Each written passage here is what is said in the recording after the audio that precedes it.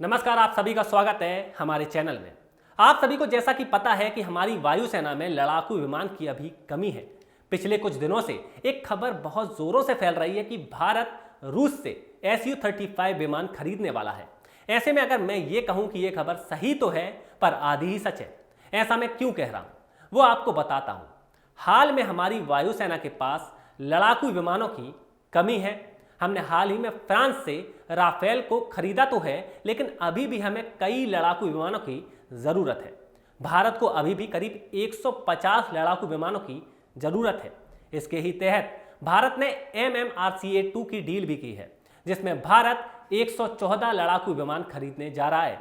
ऐसे में दुनिया भर की कई कंपनियां भारत से लड़ाकू विमान खरीदने के लिए कह रही हैं। बेंगलुरु में 3 फरवरी से जो एरो इंडिया शो हुआ, उसमें भी दुनिया भर की कई कंपनियां भारत में आई थीं और भारत को एयरक्राफ्ट खरीदने का प्रस्ताव दिया था। कहा जा रहा है कि आने वाले 1 या 2 सालों में भारत MMRCA-2 डील को कंप्लीट कर लेगा। देखिए, अभी हमारे पास Su-30 लड़ाकू विमान है जो कि 20 साल पुराना है।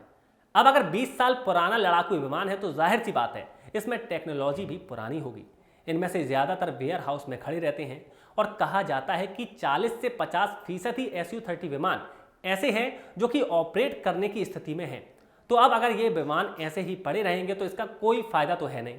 इसलिए भारत को इसका कोई ना कोई हल निकालना ही होगा। तो भारत ने अब इसका सॉल्यूशन निकाल लिया है। भारत अब Su-30 को अपग्रेड करने जा रहा है और Su-30 को भारत ऐसे अपग्रेड करेगा जिससे ये विमान Su-35 के लेवल का पहुंच जाएगा। ये कैसे होगा वो आपको बता देते हैं। दरअसल Su-35 में जितने भी इक्विपमेंट्स हैं उन्हें Su-30 में लगाएगा।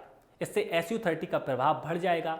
अगर मैं आपको Su-35 विमान के बारे में बताऊं तो ये विमान बहुत ही बेहतरीन और बहुत ही खतरनाक है।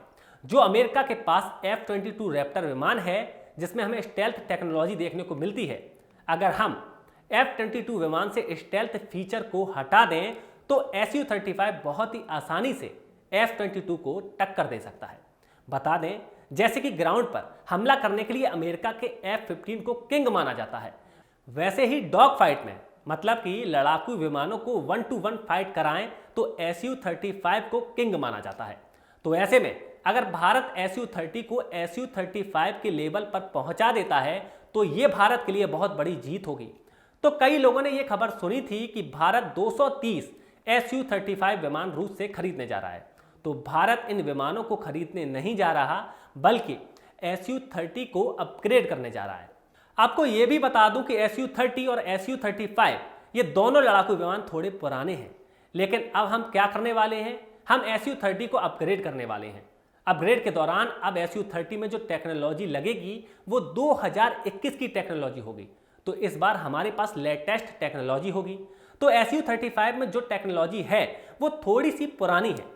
तो Su-30 को जब भारत अपग्रेड करेगा तो कहीं ना कहीं Su-30 Su-35 को भी बीट करेगा, क्योंकि इसकी टेक्नोलॉजी और भी लेटेस्ट हो जाएगी। तो अब ये सवाल है कि भारत इन विमानों को कब अपग्रेड करेगा।